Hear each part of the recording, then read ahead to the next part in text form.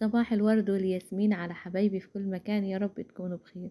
ازاي هندخل البلاستيك الفرن من غير ما يسيح ولا يحصل له اي حاجة؟ الكيكة دي اختراع اختراع اختراع. بأسهل طريقة وأسرع طريقة هتعملي أحلى كيك لولادك، مظبوطة على الشعرة.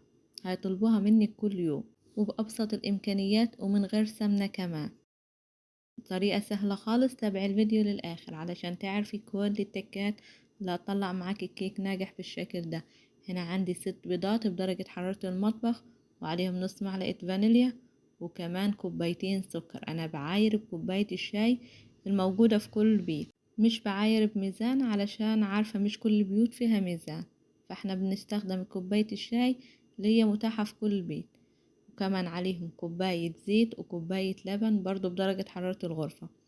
وبضرب كل الخليط ده مع بعضه لحد ما السكر يدوب واللون يبدأ يفتح معايا، يعني نضرب البيض كده ضرب مبرح.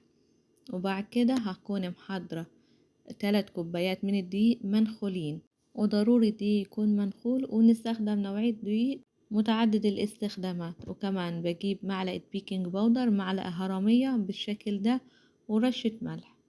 لو عايزين تستغنوا عن رشة الملح اتس اوكي، بس عشان زفرت البيض. اي نعم احنا حاطين فانيليا، بس انا بصراحة بوسوس من موضوع زفرة البيض، فبعمل اي حاجة تضيع لي الزفارة. وبالمضرب الكهربي واتجاه واحد بضرب كل الخليط مع بعضه لحد ما يوصل للقوام ده. بعد كده هقسم الخليط نصين علشان هعمل نص فانيليا ونص شوكولات. ممكن الطريقة دي تعمليها فانيليا خالص او ممكن تعمليها شوكولات خالص. لو في حالة انك هتعملي شوكولات خالص، يبقى الدقيق هيكون 2.5 كوبايات من الدقيق ونص كوباية من الكاكاو. انا النهاردة هعملها ميكس ما بين الشوكولات والفانيليا، ممكن تعمليها الربع والتلات ارباع. انا هنا عاملاهم النص والنص. هنا هجيب معلقتين مبدئيا كاكاو، برضو الكاكاو منخول، واقلبه. في حالة ان انا احتاجت ان انا اغمق كمان بضيف شوية بشوية من الكاكاو. انا طبعا استخدمت كمان معلقة تاني، يعني هنا اللون ده استخدمت ليه 3 معالق من الكاكاو.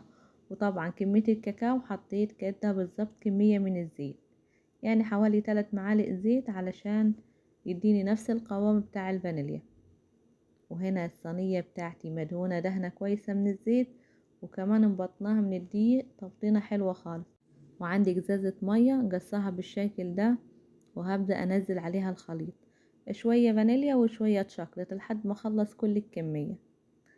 عايزة اقولكم الكيكة دي طالعة قمر قمر، الارتفاع بتاعها فظيع، وغير كده ناجحة بدرجة 1000000%. يعني تعمليها كده وانت مغمضة. الكيك بتاع النهاردة بيستوي على درجة حرارة أعلى من المتوسط، بتاخد ساعة إلا ربع في الفرن. بحطها على الرف اللي في النص واسيبها لحد ما تستوي، بتاخد ساعة إلا ربع. أول ما بنفتح عليها بعد الساعة إلا ربع بنشوفها لو كانت استوت أو نستنى شوية كمان. بنعرفها ازاي؟ بندخل كده طرف السكينة فيها في النص علشان هو أكتر مكان بيكون بيستوي في الآخر يعني. لو السكينة طلعت ناشفة كده يبقى استوت وتمام. لو لسه السكينة فيها شوية من العجين بستنى عليها كمان 5. في حالة انه استوت بفصل عليها النار واسيبها كده حوالي 5 دقايق في الفرن هي ومفصولة، والباب بتاع الفرن كده موارب. وبعد ما نزلت كل خليط الكيك بشيل طبعا نص الجزازة، مش هينفع ان انا ادخلها بيها الفرن، بس انا شفت حد عاملها فانا حبيت اجربها معاكم. بالستيك كده واخدها يمين وشمال كده، شخبط شخابيط لخبط لخبيط، هتطلع لنا معانا احلى كيك. وعلى طول على الفرن على درجة حرارة اعلى من المتوسطة على الرف اللي في النص، هسيبها ساعة الا ربع ونطلعها بعد كده مستوية وقمر وطالعة خطيرة بالشكل القمر ده. خطيرة كده وقمر ومرتفع ارتفاع فظيع. وكمان عاملينها من غير سمنة خالص، يعني بزيت. ممكن لو حابين تستبدلوا الزيت بالسمنة، لو مش حابين يعني تستخدموا الزيت ممكن نستبدلها بالسمنة السايحة. الكيك طالع معانا تحفة تحفة تحفة، اتمنى تجربوها مش هتندموا، ملهاش حل بصراحة.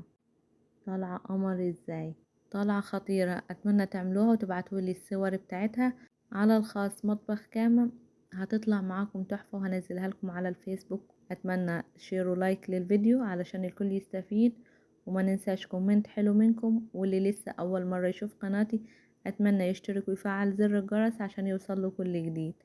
وتابعوني على صفحة الفيسبوك مطبخ كاما. إن شاء الله نشوفكم على خير في فيديو جديد. See you. باي باي.